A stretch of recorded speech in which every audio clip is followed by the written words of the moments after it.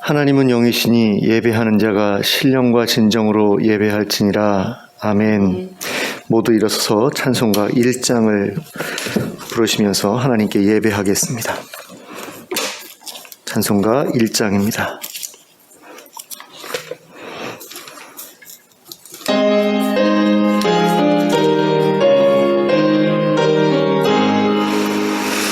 만복의 근원 하나님, 온 백성 찬송 드리고 저 천사여 찬송하세. 찬송 성부 성자 성령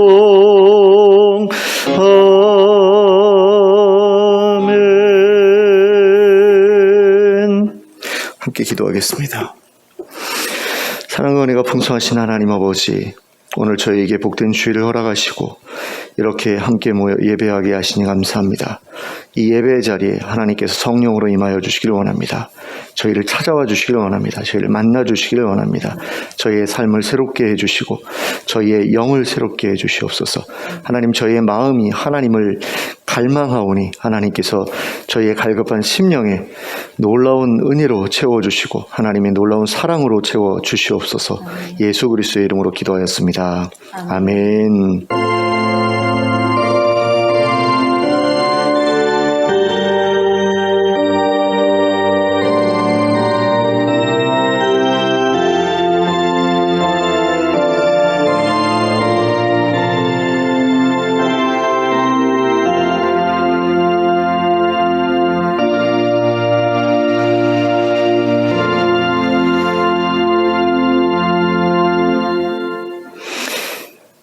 찬송가 42장을 함께 찬송하겠습니다.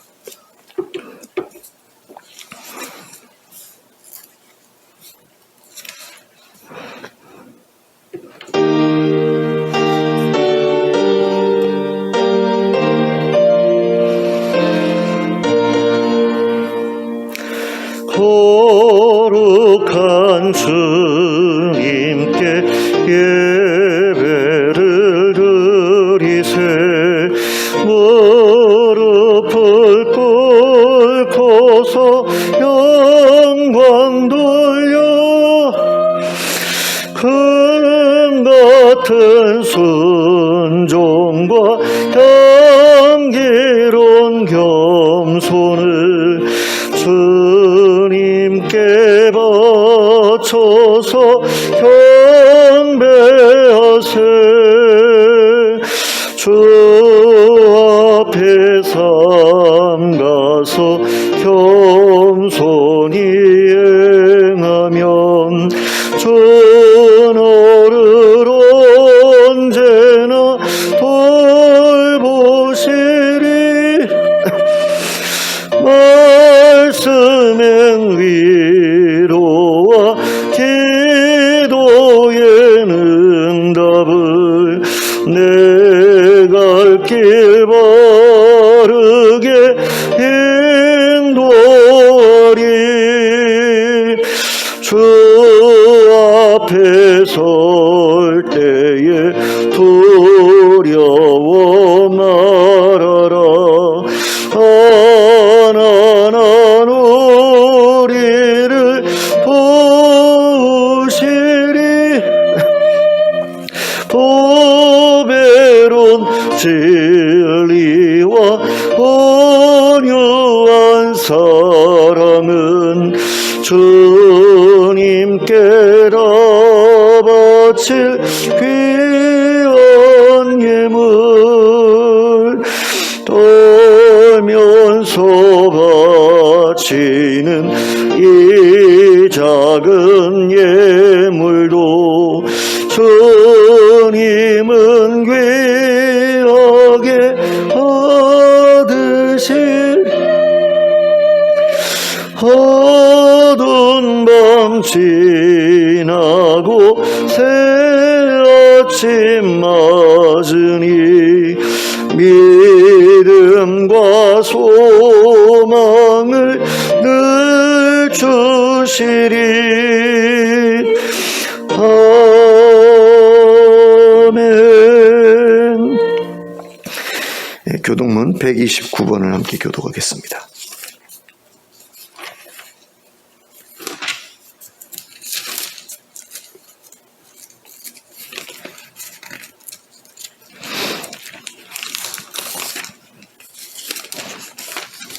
교동문 129번 종려주일 교동문을 함께 교독합니다. 시온에 따라 크게 기뻐할지어다. 예루살렘에 따라 즐거이 부를지어다. 보라, 내 왕이 내게 임하시나니 그는 공의로우시며 구원을 베푸시며 겸손하여서 나귀를 타시나니 나귀의 작은 것 곧 나귀 새끼니라. 내가 에브라임의 병거와 예루살렘의 말을 끊겠고 전쟁하는 활도 끊으리니 그가 이방 사람에게 화평을 전할 것이요 그의 통치는 바다에서 바다까지 이르고 유브라데 강에서 땅 끝까지 이르리라. 앞에서 가고 뒤에서 따르는 무리가 소리 높여 이르되 호산나 다윗의 자손이여 찬송하리로다. 주의 이름으로 오시는 이여 가장 높은 곳에서 호산나 하더라. 아멘. 사도신경으로 우리의 신앙을 고백하겠습니다. 전능하사 천지를 만드신 하나님 아버지를 내가 믿사오며 그 외아들 우리 주 예수 그리스도를 믿사오니 이는 성령으로 잉태하사 동정녀 마리아에게 나시고 본디오 빌라도에게 고난을 받으사 십자가에 못 박혀 죽으시고 장사한 지 사흘 만에 죽은 자 가운데서 다시 살아나시며 하늘에 오르사 전능하신 하나님 우편에 앉아 계시다가 저리로서 산자와 죽은 자를 심판하러 오시리라. 성령을 믿사오며 거룩한 공회와 성도가 서로 교통하는 것과 죄를 사하여 주시는 것과 몸이 다시 사는 것과 영원히 사는 것을 믿사옵나이다. 아멘. 예, 모두 자리에 앉으셔서 찬송가 212장을 하나님께 찬송하겠습니다. 212장입니다.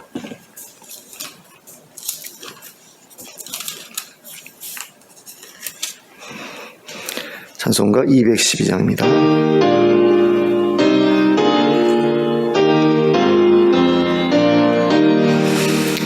겸손히 주를 섬길 때 괴로운 일이 많으나 구주 영에게 임주사 달 감당하게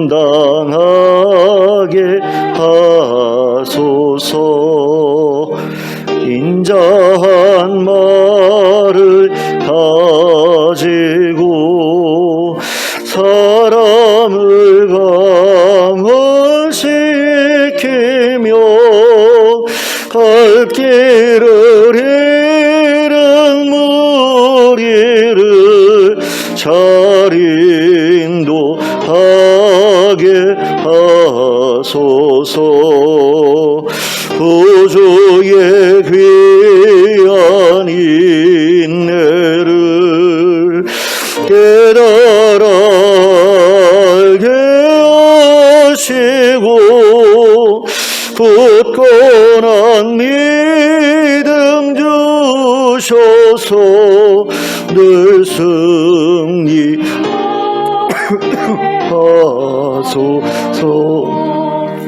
장래의 영광 비추사 소망이 되게 하시며 구주와 함께 살면서 감당 없게 하소서.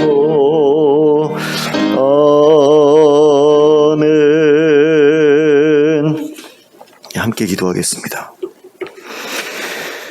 사랑과 은혜가 풍성하신 하나님 아버지, 하나님께서 저희를 보살펴 주셔서 이렇게 살아가고 있는데 하나님, 요즘 들어서 힘들고 어려운 일들이 너무나 많이 찾아오고 있습니다. 하나님, 저희의 힘들고 어려운 것들을 하나님께서 모르시지 않으실 줄로 압니다. 헤아려 주시고 또 부족한 것을 채워주시고 또 복잡하게 꼬인 것을 풀어주시길 원합니다. 하나님께서 저희의 도움이 되시고 저희 피난처가 되어주시길 원합니다. 그래서 의지할 바 없는 저희들이 하나님을 의지하는 가운데 힘을 얻게 해주시고 다시 일어설 수 있게 해주시길 원합니다.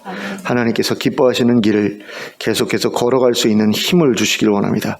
저희는 너무나 연약하고 부족하여서 계속해서 넘어지고 좌절하지만 하나님 힘 주시면 저희가 끝까지 버텨낼 수 있을 줄로 믿습니다. 도와주시옵소서. 성령으로 함께하여 주시고 하나님의 뜻을 깨우쳐 주시고 하나님께서 저에게 약속하신 그 소망을 붙들게 하여 주시고 그래서 좌절하거나 낭망하지 않게 하여 주시고 포기하지 않게 하여 주시고 이 삶을 끝까지 이어나가는 가운데 하나님께서 허락하시는 좋은 날들을 또 좋은 것들을 보게 해 주시길 원합니다. 코로나로 힘들어하고 있는 많은 사람들을 기억해 주시고 하나님 이 코로나가 빨리 종식될 수 있도록 허락해 주시고 또 이 코로나 때문에 힘들어하고 있는 많은 의료진들을 기억해 주시고 또 환자가 되어서 고통받고 있는 분들도 하나님께서 기억해 주시길 원합니다. 온전한 치유가 임하게 하여 주시고 후유증 남지 않게 하여 주시고 건강하게 떨쳐 일어날 수 있도록 하나님 은혜 베풀어 주시옵소서. 또 하나님 어려운 시기에 경제적으로 또 힘들어서 고통받고 있는 분들도 있습니다. 다시 한번 일어설 수 있는 기회를 주시고 부족한 재정들이 채워지는 역사가 일어나게 하여 주시길 원합니다. 그래서 우리 성도들이 다시 한번 힘을 얻게 하여 주시고 또 다시 새롭게 시작할 용기를 얻게 하여 주시길 원합니다. 하나님 교회도 많이 어려워진 것을 봅니다. 많은 교회들이 문을 닫을 수밖에 없는 상황으로 내몰렸습니다. 일반적인 장사를 하는 분들도 그 지경이 되었는데 교회라고 하나님 멀쩡할 수가 없습니다. 하나님의 도우심이 필요한 때입니다. 많은 목사님들에게 하나님께서 용기를 더하여 주시길 원합니다. 하나님 그들이 다시 힘을 낼 수 있게 해주시길 원합니다. 그리고 해외에 있는 많은 선교사님들께도 하나님 힘 주시기 원합니다. 우리 이집트의 이현약 선교사님 가정과 또 알바니아의 김재서 선교사님 가정을 기억해 주시고 그들의 사역에 기름 부어주시고 그들을 통해서 하나님 나라가 확장되게 하여 주시길 원합니다.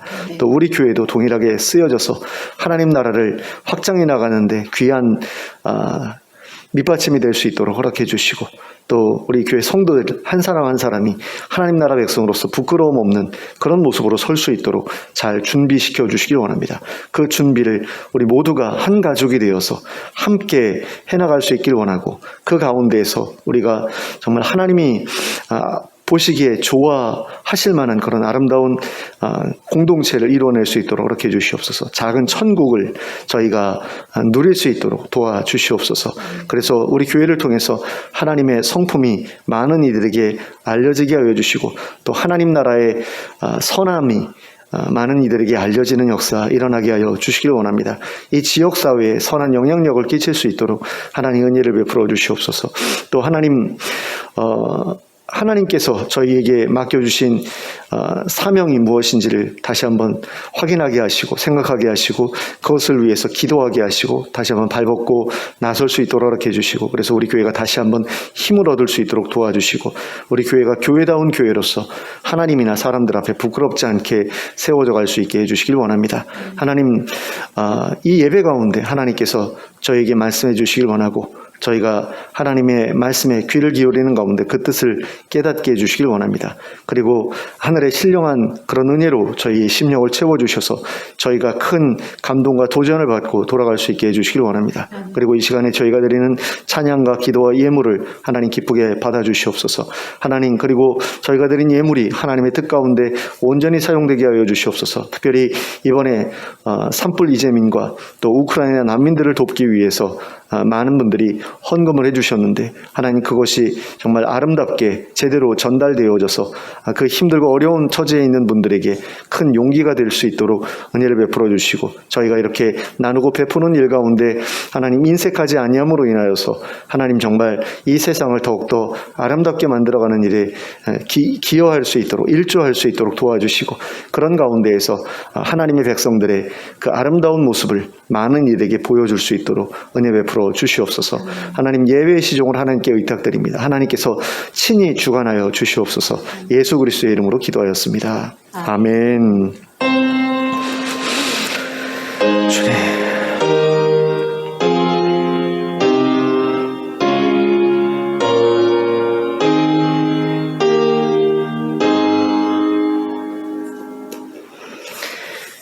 오늘 우리에게 주신 하나님의 말씀은 마태복음 21장. 죄송합니다. 교회 소식 말씀드려야 되죠. 교회 주보의 뒷면을 봐주시기 바랍니다.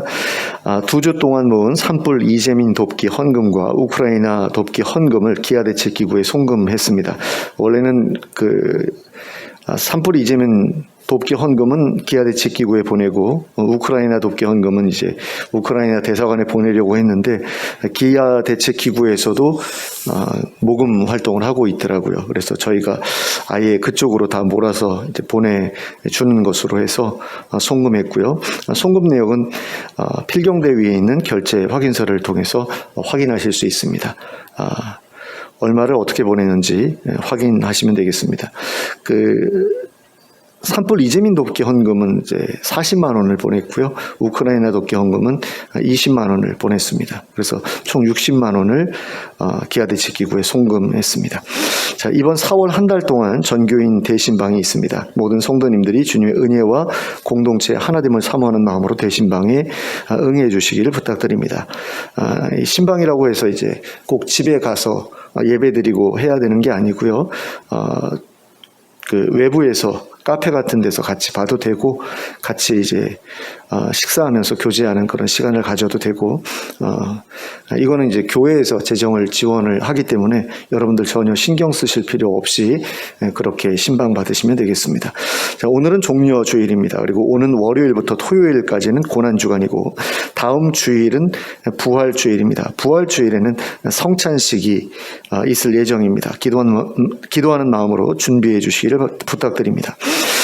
그리고 코로나 확진자가 감소세를 보이고 있는데요. 그래도 아직도 너무 많은 분들이 감염되는 가운데 있고 또 환절기라서 감기에 걸려서 고생하시는 분들도 있는데 이게 코로나인지 감기인지 알 수가 없어가지고 많이 힘들어하고 또 키트를 이제 사용해서 검사를 하더라도 이게 초기에는 검사가 제대로 되지 않는다고 그러더라고요. 그래서 2번이나 해봤는데 음성으로 나왔다가 나중에 PCR 받았더니 양성이더라 이런 이야기들을 많이 듣습니다. 그래서 위생관리에 조금 더 신경을 써서 코로나든 감기든 걸리지 않도록 주의하셨으면 좋겠습니다. 그리고 코로나19로 인한 팬데믹의 종식과 교우들의 건강을 위해서 계속해서 기도해 주셨으면 좋겠습니다. 주보 뒷면에 있는 기도의 제목들, 기도의 대상들 위해서 특별히 기억하면서 기도해 주시길 부탁드립니다. 이상으로 교회 소식을 말씀드렸습니다. 저를 둘러보시면서 인사 나누시기 바랍니다. 잘 오셨습니다. 잘하셨습니다. 하나님의 말씀 함께 보시겠습니다. 마태복음 21장 1절부터 9절까지 말씀입니다. 마태복음 21장 1절부터 9절까지 함께 합독하도록 하겠습니다. 시작. 그들이 예루살렘에 가까이 가서 감람산 벳박에 이르렀을 때에 예수께서 두 제자를 보내시며 이르시되 너희는 맞은편 마을로 가라. 그리하면 곧 매인 나귀와 나귀 새끼가 함께 있는 것을 보리니 끌어 내게로 끌고 오라. 만일 누가 무슨 말을 하거든 주가 쓰시겠다 하라. 그리하면 즉시 보내리라 하시니 이는 선지자를 통하여 하신 말씀을 이루려 하심이라. 일러스되 시온 딸에게 이르기를 내 왕이 내게 임하나니 그는 겸손하여 나귀 곧 멍에 매는 짐승의 새끼를 타도다 하라 하였느니라. 제자들이 가서 예수께서 명하신 대로 하여 나귀와 나귀 새끼를 끌고 와서 자기들의 겉옷을 그 위에 얹음에 예수께서 그 위에 타시니 무리의 대다수는 그들의 겉옷을 길에 펴고 다른 이들은 나뭇가지를 베어 길에 펴고 앞에서 가고 뒤에서 따르는 무리가 소리 높여 이르되 때에 호산나 다윗의 자손이여 찬송하리로다. 주의 이름으로 오시는 이여 가장 높은 곳에서 호산나 하더라. 아멘. 오늘은 기독교의 절기 가운데 종려주일이라는 절기입니다. 이 날은 예수님께서 예루살렘에 왕위에 오르시기 위해 입성하신 날을 기념하기 위한 날입니다. 그리고 이날부터 일주일 동안을 고난주간이라고 하고 또 그 다음 주일을 이제 부활주일이라고 하죠. 종려주일을 종려주일이라고 부르는 이유는 예수님께서 예루살렘에 들어가실 때 사람들이 종려나무 잎사귀를 길에 깔아서 예수님의 입성을 환영했기 때문이죠. 잎사귀를 흔들기도 했을 텐데 땅에 깔았다라는 그런 내용이 더 많이 보입니다. 그래서 종려나무 잎사귀를 땅에 깔아서 그 예수님의 입성을 환영했다. 그리고 또 그 예루살렘이라는 그 지역의 별명이 또 종려나무 성읍이잖아요. 그런 부분에서 이제 종려주일이라는 이름이 붙은 것으로 그렇게 생각됩니다. 자, 예수님께서는 30살이 되어서야 복음을 전하기 시작하셨고요. 그때로부터 3년이라는 기간 동안 복음을 내리 전하셨습니다. 그리고 그 사이에 제자들도 가르치셨죠. 그리고 3년이 채워져 갈 즈음이 되자 자신의 죽음을 준비하기 시작하셨습니다. 예수님께서는 자신의 사역을 십자가에서의 죽음으로 마무리하려는 계획을 가지고 계셨기 때문입니다. 그리고 이 계획은 바로 하나님께서 세우신 계획이기도 했습니다. 자, 하나님께서 예수님을 세상에 보내시면서 가지고 계셨던 계획은 하나님과 사람들 사이에 생겨난 담을 허물고 하나님께서 다시 사람들의 왕이 되시고 사람들은 다시 하나님의 백성이 되게 하시는 그런 일이었습니다. 그러면 하나님과 사람들 사이에 생겨나 있었던 담은 과연 무엇이었을까요? 그것은 바로 서로에 대한 반감 또는 적대감이었습니다. 하나님께서는 자신을 반역한 사람들에게 반감, 적대감을 가지고 계셨고 사람들은 자신들을 버린 하나님에 대한 반감, 적대감을 가지고 있었습니다. 하나님께서는 사람들에게 진노해 계셨고 사람들은 하나님을 두려워했습니다. 그리고 이 문제가 해결되지 않는다면 하나님께서 이 세상을 창조하실 때 갖고 계셨던 하나님의 나라는 절대로 이루어질 수 없었습니다. 하나님이 꿈꾸셨던 하나님의 나라는 사랑과 평화로 가득한 나라였기 때문입니다. 그래서 하나님께서는 사람들을 향한 그 적대감을 거두고 화해의 손길을 내미셨습니다. 사람들에 대한 진노를 거두고 그들을 품고자 하셨습니다. 그래서 사람들이 하나님께 반역하고 돌아서면서 생겨났던 문제부터 해결하고자 하셨습니다. 하나님께서 예수님을 세상에 보내신 이유 중 한 가지가 바로 그것이었습니다. 하나님께서는 하나님께 반역한 사람들의 죄에 대한 대가를 받으셔야만 했는데 그 대가를 당신의 아들인 예수님에게 대신 담당하게 하신 겁니다. 원래는 사람들이 책임을 져야 되는데 그렇게 되면 사람들을 다 죽여 없앨 수밖에 없고 그렇게 되면 세상에 남는 사람이 없어지고 하나님 나라의 구성원도 남지 않게 되는 거죠. 그러니까 사람들을 살려야 되는데 살리면서도 죄에 대한 값을 치르게 하기 위해서는 누군가가 그걸 다 대신 뒤집어 쓰고 그 문제를 해결해야 됐던 거죠. 그걸 예수님께서 기꺼이 받아들이기로 하신 겁니다. 그래서 세상에 보내지신 거죠. 그리고 하나님께서 계획하신 때가 되자 예수님께서는 제자들과 함께 예루살렘으로 가셨습니다. 사람들의 죄에 대한 책임을 대신 지고 사형에 처해지기 위해서였습니다. 그런데 예수님께서 세상에 오신 목적에는 사람들의 죄에 대한 책임을 대신 지는 것만 있었던 것은 아니었습니다. 예수님께서 세상에 오신 목적 가운데에는 하나님을 대신해서 사람들을 다스리는 왕의 자리에 오르시려는 것도 있었습니다. 하나님께서는 예수님을 통해 이 두 가지 목적 모두를 성취하고자 하셨던 겁니다. 하나님께서는 예수님을 통해 자신의 사랑과 공의 모두를 드러내고자 하셨습니다. 그래서 사람들로 하여금 죄에 대한 값을 치르게 하시되 자신의 아들이 사람이 되어 그것을 대신 감당하게 하셨고 또한 그처럼 사람들을 사랑하는 아들로 하여금 당신의 아들로 하여금 사람들을 공의롭게 다스리게 하려고 하셨습니다. 예수님께서 당신의 사역을 마무리 지으시기 위해 예루살렘에 들어가려고 하셨던 이유도 바로 이와 같은 두 가지 목적을 완성하시기 위해서였습니다. 예수님께서는 예루살렘에 들어가셔서 거기서 십자가에 못 박혀 죽으시려고 하셨고, 또한 예루살렘에 들어가셔서 거기서 왕위에 오르시려고 하신 겁니다. 이 두 가지 목적을 위해서 예루살렘에 들어가셨다라는 거죠. 그래서 예수님은 예루살렘에 들어가실 때에 왕위에 오르는 자로서 들어가셨습니다. 하나님께서 선지자를 통해 예언하신 것처럼 예수님은 나귀를 타고 예루살렘에 들어가심으로써 자신이 하나님께서 세우신 왕이라는 사실을 증거하신 것입니다.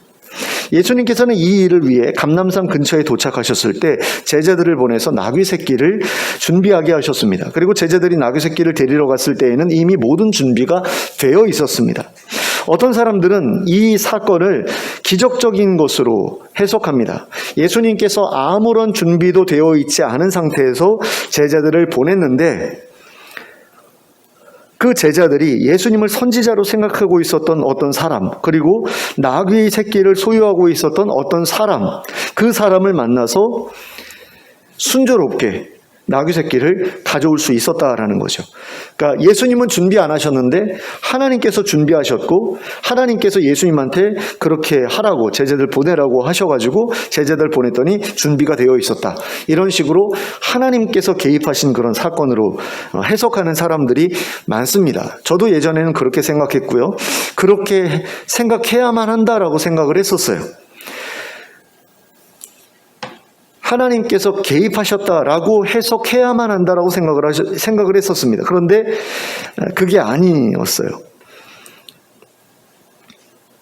제자들이 찾아갔던 그 사람은 어쩌면 예수님께서 미리 말씀해 주셔서 그 일을 준비하고 있었던 사람이었을 수도 있다라는 것이 나중에 든 생각입니다. 그리고 그렇다고 해도 전혀 문제가 될 것이 없죠. 예수님께서 미리 누군가를 시켜서 나귀 새끼를 준비하셨다라고 하더라도 이게 문제될 수 없는 이유는 뭐냐면, 하나님께서 세우신 계획에 순종하시기 위해 예수님께서 하신 일이다라고 했을 때, 그건 어떤 면에서는 더 예수님께서 잘하신 일이라고 볼 수도 있기 때문입니다. 그러니까 하나님께서 가르쳐 주신 거죠. 내가 예전에 이스라엘에 내가 왕을 직접 보낼 텐데, 그 왕은 겸손하여서 나귀를 타고, 나귀의 새끼를 타고 예루살렘에 찾아오실 것이다 라고 그렇게 내가 예언을 했으니 너는 나귀 새끼를 타고 그 성으로 들어가라. 이렇게 하나님께서 명령하셨고, 예수님께서 거기에 대해서 순종하셨다. 순종하시기 위해서 누군가에게 미리 언지를 주셔서 그걸 준비시켰다라고 한다면 그 예수님께서 잘하신 거잖아요. 그러니까 이게 전혀 문제가 되지 않거든요. 이렇게 생각한다고 해가지고 뭐 우리가 신앙이 이상하거나 신앙이 없거나 이런 거는 아니죠. 그러니까 제자들 앞에 나귀 새끼의 주인이 나타난 것이 미리 약속된 것이었든 아니면 하나님께서 특별하게 준비시키셨던 것이었든 그거는 그렇게 중요한 문제가 아니다라는 겁니다. 이걸 가지고 뭐 하나님의 예비하심에 대한 어떤 그런 그 증거로 이렇게 삼아서 설명하는 그런 것도 충분히 가능하기는 합니다. 근데 그렇지 않더라도 전혀 문제가 되진 않다라는 거죠. 이 본문에서 그건 별로 중요한 문제가 아니다라는 그런 이야기를 제가 하고 싶어서 이 부분에 대해서 좀 장황하게 설명을 했습니다. 이 본문에서 중요한 것은 무엇이냐면 예수님께서 나귀 새끼를 타신 이유입니다. 예수님께서 나귀 새끼를 타신 이유는 앞서 말씀드린 것처럼 하나님께서 그러라고 미리 말씀하셨기 때문입니다.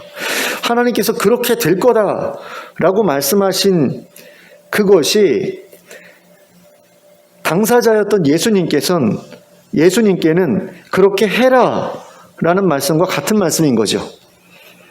그렇지 않습니까?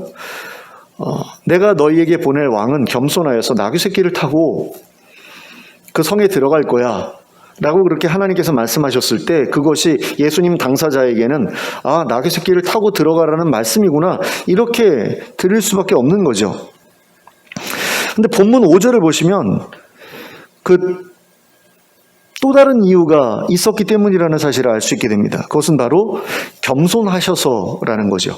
5절을 함께 보시겠습니다.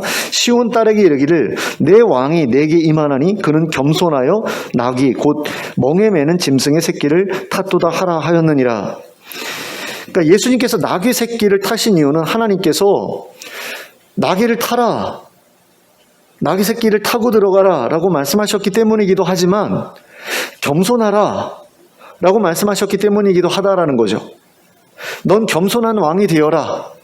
그리고 겸손의 그 증거로 나귀 새끼를 타라. 이렇게 말씀하셨기 때문이라는 겁니다. 그러니까 세상의 왕들처럼 다른 사람들을 그 권력으로 짓누르는 그런 왕이 되지 말라는 거죠. 그런 사람들처럼 자신의 권세를 사람들에게 과시하기 위해서 어떤 위압적인 어떤 그런 모습으로 그 성에 들어가는 그런 짓은 하지 말라는 겁니다. 그러니까 말을 타고 들어가거나 가마를 타고 들어가거나 뭐 수레를 타고 들어가거나 그 영화 300이라는 그 영화를 보면 그 아닥사스 왕인 크세르크세스 왕이죠. 그 사람이 어마어마한 수레를 타고 등장을 하잖아요. 그런 거 타고 들어가지 말라라는 이야기입니다. 우리가 이 부분에 대해서 별로 생각을 안 해봐요. 나귀를 타라. 그게 겸손의 표시다. 그럼 그거에 대한 반대도 한번 생각해 볼 필요가 있지 않습니까? 나귀 새끼가 아니면 뭘 타고 들어가느냐? 걸어 들어가느냐? 물론 걸어 들어갈 수도 있죠. 근데 이건 특별한 행사거든요. 어떤 행사입니까? 왕위에 오르기 위한 왕자라고 해야 될까요? 왕위 계승자가 지금 왕위에 오르기 위해서 성으로 들어가는 거예요. 그런데 그냥 들어가는 법은 없죠. 오늘날로 생각을 하면 캐딜락 같은 거, 리무진 같은 거, 그런 거 타고 들어가는 그래야 마땅한 그런 행사라는 겁니다. 지금 예루살렘 입성, 예수님의 예루살렘 입성이라는 게 굉장히 중요한 행사인 거예요. 한 나라의 왕이 되기 위해서 왕위 계승자가 그 성으로 들어갈 때 그 백성들이 나와서 맞이하는 그런 행사를 하는데 걸어간다? 이건 좀 이상하잖아요. 그럼 뭔가를 타야죠. 그런데 보통은 리무진을 타고 갈 텐데 너는 겸손하게 티코를 타고 들어가라. 이런 이야기를 예수님께서 하신 거하고 비슷해요. 그러니까 이게 다른 사람들이 볼 때는 굉장히 우스운 그런 모습일 수도 있는 거죠. 그러니까 더 좋은 거를 탈 수도 있었겠죠. 예수님께서 제자들한테 명령하시면 준비하라고 시키셨으면 말을 타거나 화려한 어떤 마차, 수레, 아니면 가마 이런 걸 준비할 수도 있었겠죠. 그런데 그런 거 하지 못하게 하셨어요. 그렇다고 또 걸어서 가게 되면 그건 또 왕위 계승자로서의 어떤 모습과는 좀 동떨어진 것으로 보일 수 있기 때문에, 그리고 평소에도 예수님 예루살렘에 많이 드나드셨잖아요. 많이 들어갔다 나왔다 하셨잖아요. 근데 그때하고는 구별되는 어떤 특별한 행사를 하는 것이기 때문에 뭔가를 탔어야 되는데 그걸로 나귀 새끼를 타라고 하셨다라는 겁니다. 하나님이. 그래서 예수님이 나귀 새끼를 준비하게 하셨고 왕위에 오르기 위해서 예루살렘으로 들어가는 그 중요한 그 행사에 그 나귀 새끼를 타고 들어가셨다라는 겁니다. 그리고 평소에는 그런 나귀 새끼조차 타고 다니지 않으셨다. 이게 굉장히 중요한 이야기죠. 제자들과 함께 걸어 다니셨잖아요. 모든 곳을. 왜 그러셨는가? 하나님께서 겸손하라고 하셨기 때문이고 또 실제로 예수님께서 겸손하셨기 때문이죠. 몇 년 전에 페이스북에서 그런 논쟁이 있었습니다. 목사가 에쿠스를 타도 되는가? 에쿠스가 너무 과하다 그러면 그랜저는 어떤가? 이래가지고 서로 막 논쟁을 벌였던 그런 적이 있습니다. 목사가 에쿠스를 타도 되는가? 여러 가지 이야기들이 나오더라고요. 근데 그때나 지금이나 저의 입장은 똑같습니다. 저는 목사가 값비싼 차를 타는 것은 좋지 않다라고 생각합니다. 그 이유가 뭐냐면 차라는 것이 오늘 가지고 있는 상징성 때문입니다. 이 시대에 있어서 값비싼 차는 높은 신분을 상징합니다. 좋은 차를 탄 사람에 대한 대접이 다르고 그렇지 않은 차를 탄 사람에 대한 대접이 다르지요. 그러므로 값비싼 차를 탄다는 것은 자신의 신분을 또는 자신의 그 재산 정도를 타인들에게 과시 또는 노출하는 행위라고 할 수 있습니다. 그리고 이것은 자신을 낮추는 행위가 아니라 높이는 행위에 해당이 되죠. 그러므로 겸손하고자 한다면 값비싼 차를 통해서 자신의 지위가 높다는 것, 자기가 다른 사람들보다 잘 산다, 자기 형편이 더 낫다라는 것을 드러내지 않도록 해야 한다라는 겁니다. 차만 그런 게 아니죠. 입는 옷을 통해서도 그런 것을 한 벌에 몇백만 원, 1,000만 원 넘어가는 어떤 수트 같은 것을 입고 다니는 그런 경우도 있을 수 있고, 한 끼 식사에 몇십만 원짜리 음식을 먹는 그런 일을 통해서 자신의 재력을 과시하는, 진짜 돈 많은 사람들한테는 그게 그렇게 큰 것도 아니기 때문에 일상적으로 하는 일이기 때문에 별거 아니다, 이렇게 이야기하는 사람들도 있는데, 어쨌든 그런 것들이 자신의 신분을 다른 사람과 구별되게 하는 어떤 그런 요인이 된다라는 거죠. 요소가 된다라는 겁니다. 근데 그런 거 하지 말라고 하신 거예요. 하나님께서. 넌 왕이야. 근데 왕이라도 너가 왕이라는 티를 내지 않았으면 좋겠어 라고 하나님께서 말씀을 하신 것이고, 예수님께서는 그 말씀에 그대로 순종하신 거죠. 그래가지고 왕위 계승자로서 왕위를 부여받기 위해서, 수여받기 위해서 예루살렘에 들어가시면서도 나귀 새끼를 타고 가시는 그런 겸손한 모습을 우리에게 보여주셨다라는 겁니다. 그게 예수님께서 보여주신 모습이거든요.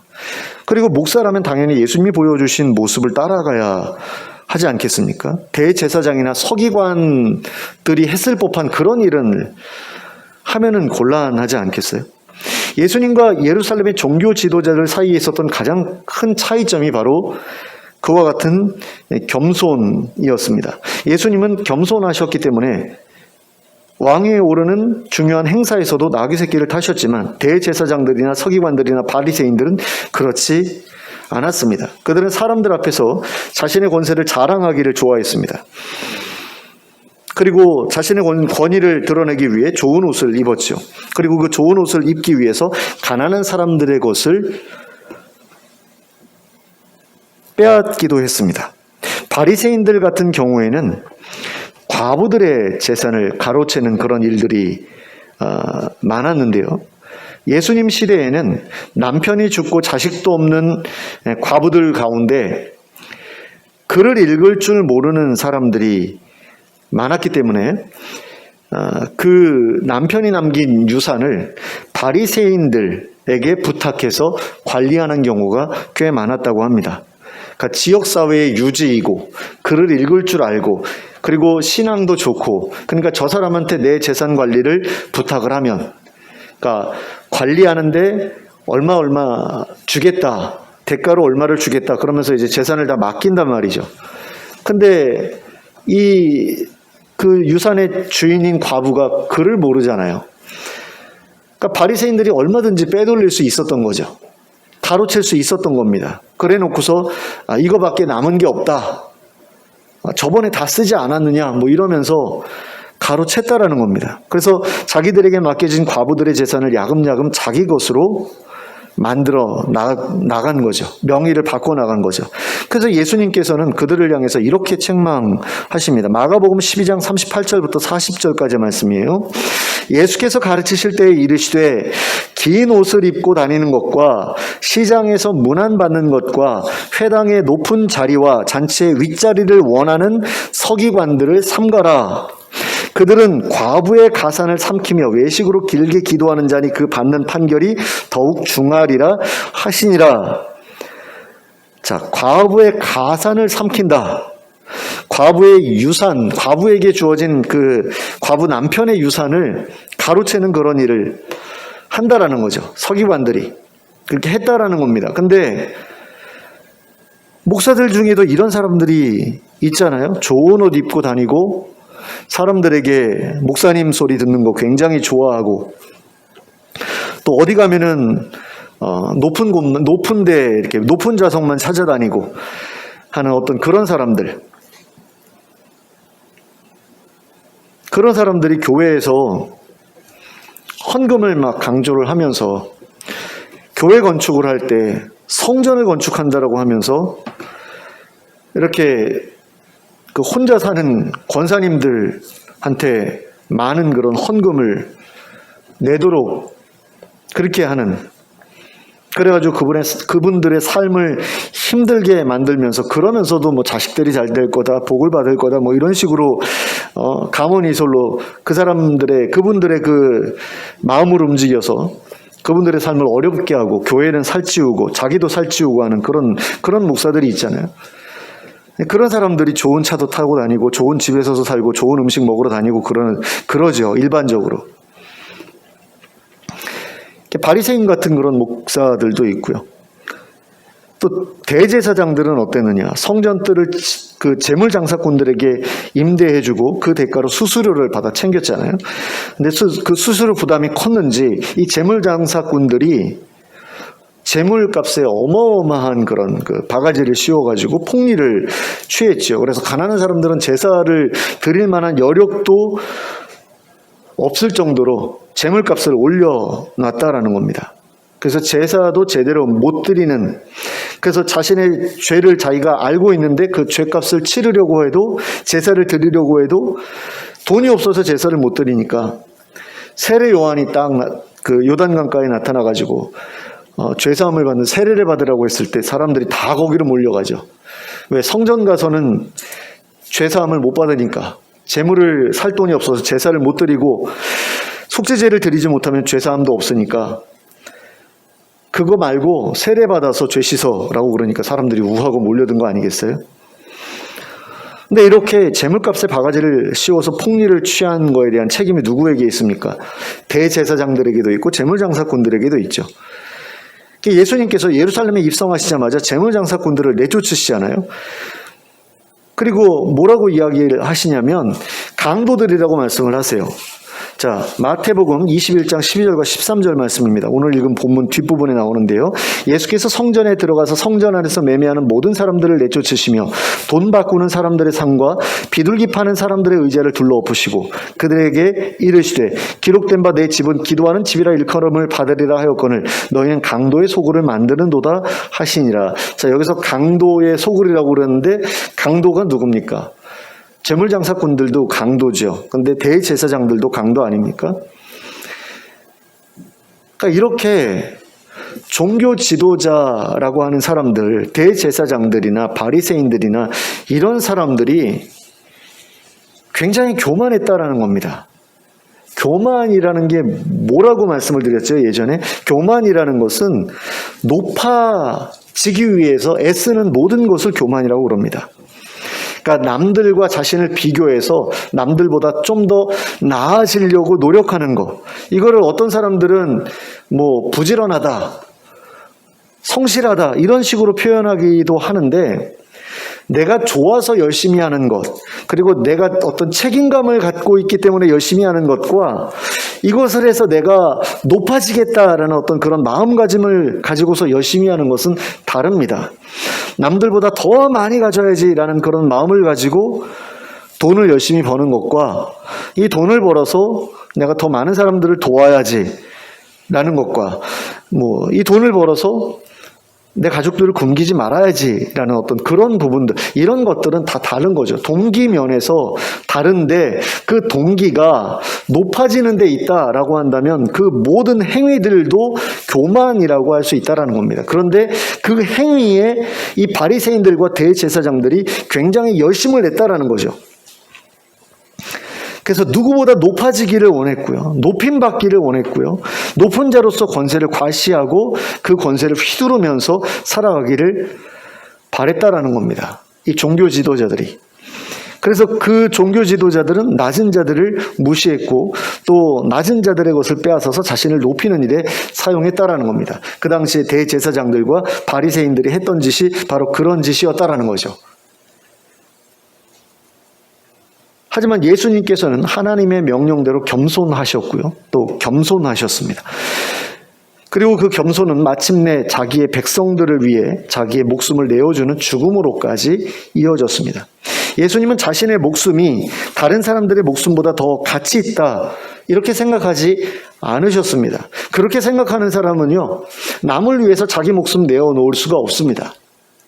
내 목숨이 더 귀해, 저 사람 목숨보다 내 목숨이 더 귀해라고 생각하는데 어떻게 저 사람을 위해서 내 목숨을 내놓을 수 있겠어요? 다른 사람은 다 죽어도 나는 살아야 돼 이렇게 생각하죠.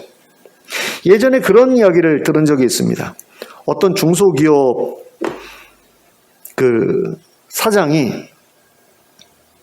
자기가 그 운영하는 회사의 직원이 1000명이 넘어가는데 자기한테 문제가 생기면 그 사람들 먹고 사는데 지장이 생기기 때문에 자기는 좋은 차를 타야 된다. 그렇게 얘기했다는 거예요. 무슨 얘기냐면 이제 사고가 나도, 큰 사고가 나도 자기가 죽지 않을 수 있도록 좋은 차를 자기는 타고 다닌다라는 거죠. 근데 자기가 뭐 이걸 누군가를 위해서 과시하려고, 누군가에게 과시하기 위해서 이걸 타고 다니는 게 아니라 우리 회사에 문제가 생기면 우리 회사에 다니는 직원들이 어려워질 수 있기 때문에 자기는 다치면 안 된다, 뭐 죽으면 안 된다, 뭐 이런 식으로 이야기했다는 그런 이야기를 들은 적이 있어요. 무슨 얘기입니까? 자기 밑에 있는 직원들을 위해서 내가 어쩔 수 없이 한다라는 그런 이야기 같죠. 근데 실제로는 다른 그 직원들의 목숨보다 내 목숨은 더 귀하다. 왜? 내가 그 직원들보다 더 위에서 그 직원들을 먹여 살리는 일을 자기가 하고 있다 이렇게 생각하는 거죠. 근데 실제로는 이 사장을 먹여 살리는 게 직원들 아니에요. 직원들이 열심히 일해가지고 그 돈 모인 거를 자기가 먹고 사는 거 아닙니까? 사실 공동체잖아요. 그러니까 자기 목숨 귀하면 다른 사람 목숨도 귀한데 자기가 사고 나면 안 되는 것처럼 다른 사람들도 사고 나면 안 되는데 그걸 똑같이 생각할 수는 없는 거죠. 나는 조금 더 중요하고 나는 조금 더 특별한 사람이다 이렇게 생각을 하는 거죠. 이런 사람은 자기 직원에게 어떤 위험이 딱 닥쳤을 때 그 사람을 위해서 뛰어들지 않을 거예요. 왜? 자기는 귀하니까. 자기가 다치면 이 사람 말고 다른 사람들 모두가 힘들어질 테니까 이 사람이 위험에 처했을 때 내가 도와줄 수 있어도 같이 위험해질 수 있는 상황이다. 그럼 절대로 뛰어들지 않겠죠.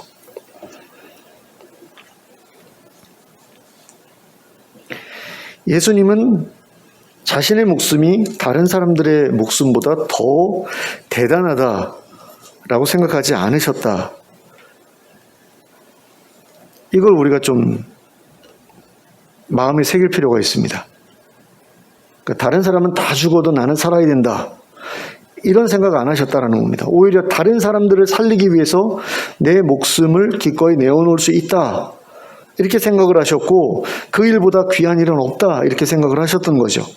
예수님에게는 모든 사람의 목숨이 똑같은 가치를 가지고 있었습니다.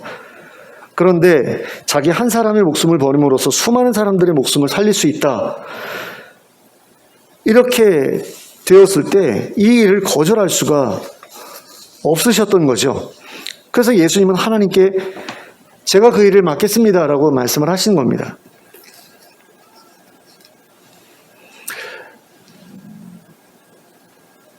어떤 사람들이 남을 위해서 희생할 수 있느냐?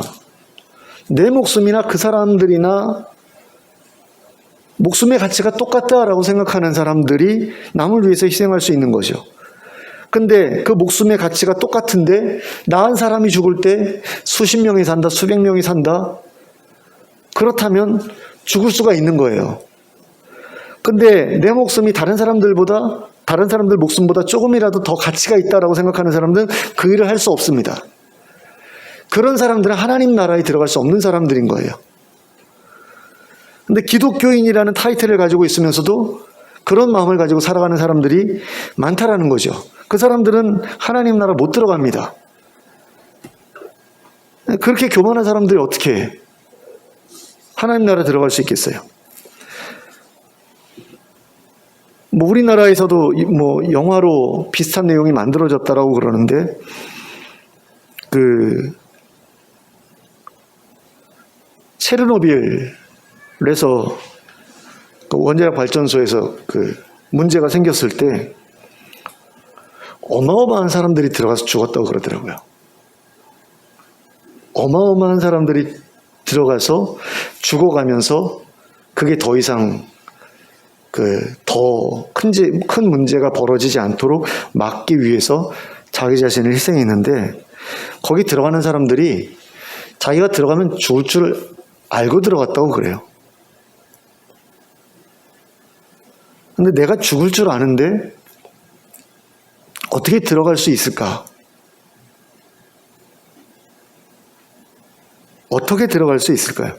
내 목숨이나 다른 사람들 목숨이나 똑같다, 다 소중하다라고 생각하는데, 거기에 들어가서 누군가가 죽으면 수백 명, 수천 명이 살 수 있다라는 거죠. 나 하나 죽어서 수백 명, 수천 명 살릴 수 있으면 그건 정말 귀한 일이야 라고 생각하는 사람만이 거기에 들어가서 죽을 수 있는 거죠. 겸손한 사람만이 들어가서 죽을 수 있는 거거든요. 근데 예수님께서 그 일을 하셨다라는 겁니다. 그러니까 예수님이 겸손하셨다라는 걸 우리가 인정하지 않을 수가 없죠. 그분은 하나님의 아들이잖아요. 그런데 하늘에서 누렸던 모든 권세를 내려놓고 이 땅에 와서 우리하고 똑같이 아기 때부터 시작해가지고 온갖 그 번거로운 일들을 다 겪고 사시다가 온갖 힘든 그런 어떤 일들을 당한 끝에 자기 백성들을 위해서 죽으셨잖아요. 그러니까 이렇게 겸손한 분이 어디 있어요? 그래서 하나님께서 예수님을 자신의 대리통치자로 세우실 수 있었던 거죠. 자기 백성들을 위해서 자기 목숨을 내어줄 만큼 겸손한 왕을 세상 어디서 찾아볼 수 있을까요? 전혀 없지는 않겠죠. 역사 속에 그런 왕들도 분명히 있었을 겁니다. 근데 그런 왕 찾아보기 쉽지 않았을 거고요. 근데 예수님은 그런 왕들과도 달랐던 게 뭐냐면, 그런 왕들은 자기에게 그래도 충성하는 그런 백성들을 위해서 자기 목숨을 내는 거잖아요. 근데 예수님은 자기한테 충성하는 백성들이 아니라 앞으로 충성할지도 모를 그 사람들을 위해서 자기 목숨을 내놨다라는 겁니다. 그 사람들 가운데 앞으로 내게 충성할 사람들이 생겨날 수도 있다라는 그 가능성 하나 가지고 자기 목숨을 내놨다라는 거죠. 그러니까 대단한 거라고 생각하지 않을 수가 없습니다. 그러니까 세상에서 찾아보기 어려운 겸손함으로 온 세상에 왕이 되실 수 있으셨다라는 겁니다. 예수님은 자신을 낮추고 낮추심으로써 겸손하라고 하셨던 하나님의 명령에 순종하셨고, 하나님께서는 겸손하라는 자신의 명령에 순종한 예수님을 왕으로 세우신 겁니다. 우리는 그 겸손한 왕이 왕위에 오르기 위한 행사에서 나귀 새끼를 타셨다는 사실을 꼭 마음에 새길 필요가 있습니다. 그리고 우리가 그 자리에 있었다면 과연 우리는 어떤 옷을 입고 어떤 것을 타고 그 자리에 있었을까를 한번 생각해 보셨으면 좋겠습니다. 내가 왕위 계승자예요.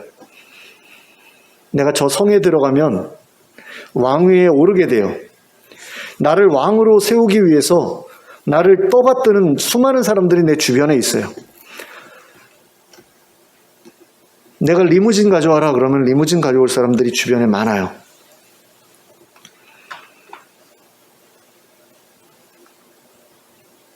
근데 그런 거 가져오라고 안 하셔요.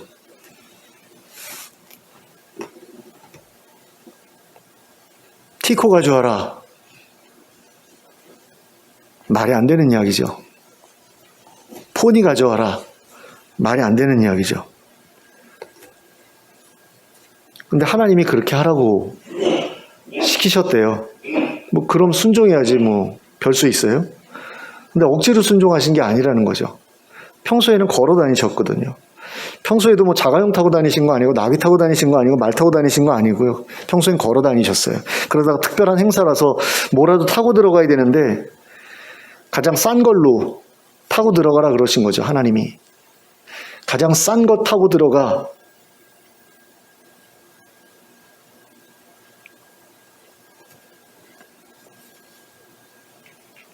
우리가 과연 예수님처럼 겸손을 좇는 사람인지 아니면 대제사장이나 바리새인들처럼 교만을 좇는 사람인지 그런 데에서 드러나는 겁니다.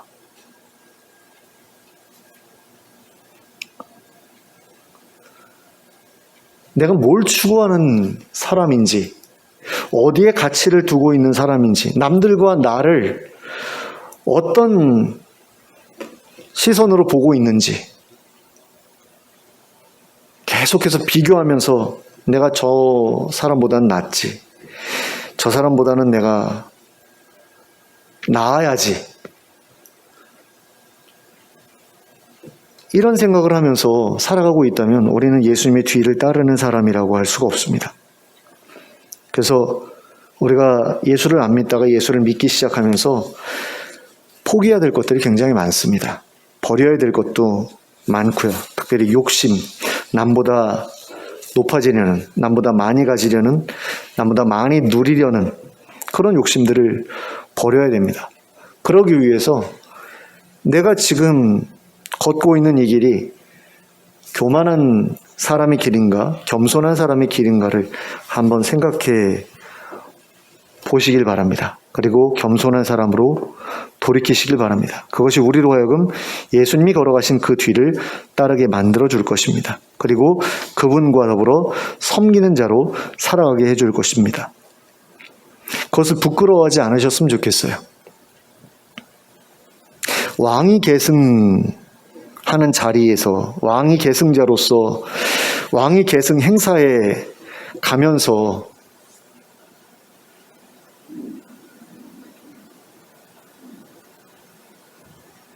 티코를 타고 들어가면 부끄럽겠죠. 그죠? 다른 사람들이 저거 뭐야?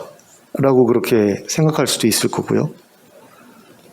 근데 예수님 그거 부끄러워 안 하셨거든요. 그럼 평상시에 나귀 타고 다니는 건 어떻게 생각하셨을까요? 사치라고 생각하셨을지도 모르겠어요. 그런 분을 우리가 따르고 있단 말입니다.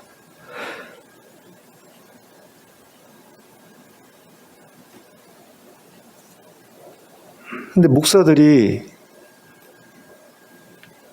부끄러워해요. 내가 50이 됐는데, 내가 60이 됐는데 아직도 이렇게 낡은 차, 조그만 차 타고 다녀. 부끄러워. 이렇게 생각하는 사람들이 있더라고요. 그 얘기를 어떤 목사님이 하시니까 그 교회 안수 집사님이 없는 돈에 소나타를 마련해 주시는 것을 본 적이 있어요. 많이 좀 그렇더라고요. 아니 그게 왜 부끄럽지? 그런 생각도 좀 들었고요. 근데 부끄러울 수도 있겠다라는 그런 생각이 들더라고요. 다른 친구들하고 비교하면, 그리고 큰 교회 목사님들하고 비교하면 다른 사람들 다 뭐 고급 승용차 타고 노회 시찰회 이런 데 모임 오는데 자기 혼자 낡은 봉고 타고 낡은 스타렉스 타고 오면 부끄러울 수도 있겠지, 뭐 이런 생각도 좀 들긴 하더라고요. 근데 예수님은 그런 거 부끄러워하지 않으셨고요. 우리도 그런 걸 부끄러워하지 말아야 하죠. 그걸 부끄러워하지 않을 때에 우리가 예수님의 뒤를 온전히 따를 수 있고 예수님과 함께 다른 사람들을 위해 희생하는 그 자리까지 나아갈 수 있다라는 겁니다. 그래서 그 길을 우리가 따르기 위해서 어떻게 해야 될지에 대해서 좀 더 깊이 고민해보는 시간을 여러분들이 가지셨으면 좋겠고요. 그리고 그 고민이 온전한 변화로 이어져서 예수님께서 다시 오시는 그때에, 하나님 나라에서 다시 눈을 뜨는 그때에 하나님 앞에서 여러분 모두가 겸손한 자로 인정을 받게 되시길 바랍니다. 그리고 많은 사람들을 섬기는 자로서 하나님 나라에서 영원히 살아가는 저와 여러분 될 수 있기를 예수 그리스도의 이름으로 축원합니다. 아멘. 기도하겠습니다. 사랑의 하나님 아버지, 예수님께서 왕이심에도 불구하고 어떠한 겸손을 가지고 이 세상을 살아가셨는가, 그리고 어떠한 마지막을 맞이하셨는가 하는 것을 깊이 생각해 보기를 원합니다. 특별히 종려주의를 맞아서 예루살렘 입성하시는 예수님의 모습을 우리가 한번 생각해 보았는데, 그것이 오늘날의 상황으로 바꾸어 생각하면 얼마나 이상한 모습이고 우스운 모습이었는가를 한번 우리가 생각해 보았습니다. 하나님, 그리고 그런 우스운 모습을 부끄러워서 담지 않으려 하는 그런 사람들이 우리 가운데 얼마나 많은지를 또한 이야기하였는데, 하나님, 나도 그들 가운데 있지 않은가 스스로 돌아보게 하시고 하나님 앞에서 내가 서야 될 자리를 다시 한번 생각해보는 저희들 되게 하여 주시옵소서. 겸손한 자가 되게 하여 주시옵소서. 교만하지 않게 하여 주시옵소서. 높아지지 않으려고, 겸손의 길을 걸으려고 많은 것들을 내려놓고 포기할 수 있는 저희들 되게 해주시고, 그런 가운데 다른 이들을 위해서 희생하고 양보할 수 있는 그런 자리까지 나아갈 수 있도록 해주시고, 또 다른 많은 사람들의 생명을 살리기 위해서 나 자신을 희생할 수 있는 그런 자리에까지도 나아갈 수 있는 저희 모두가 될 수 있도록 인도해 주시옵소서. 예수님의 이름으로 기도하였습니다. 아멘. 모두 일어서서 찬송가 452장을 함께 찬송하겠습니다. 452장.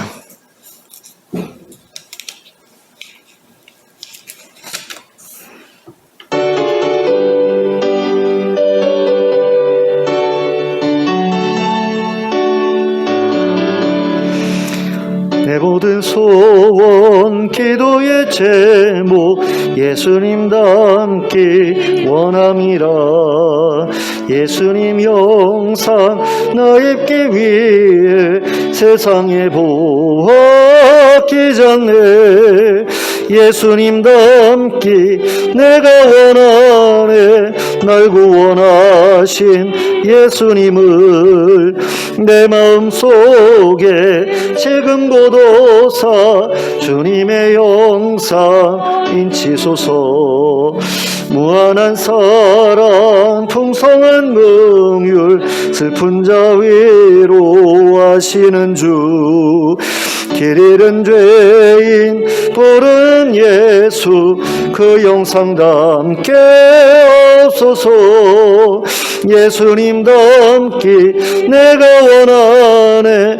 날 구원하신 예수님을 내 마음속에 지금 고도사 주님의 영상 인치소서. 겸손한 예수 거룩한 주님 원수의 멸시 참으시사 우리를 위해 고난을 받은 구주를 담게 하소서. 예수님 닮기 내가 원하네. 날 구원하신 예수님을 내 마음속에 지금 고도사 주님의 영상 인치소서. 아멘. 함께 기도하겠습니다.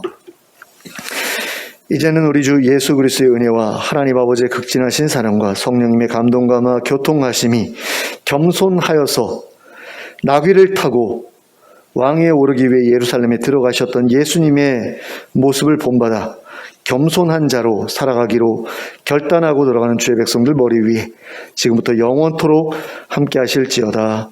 아멘.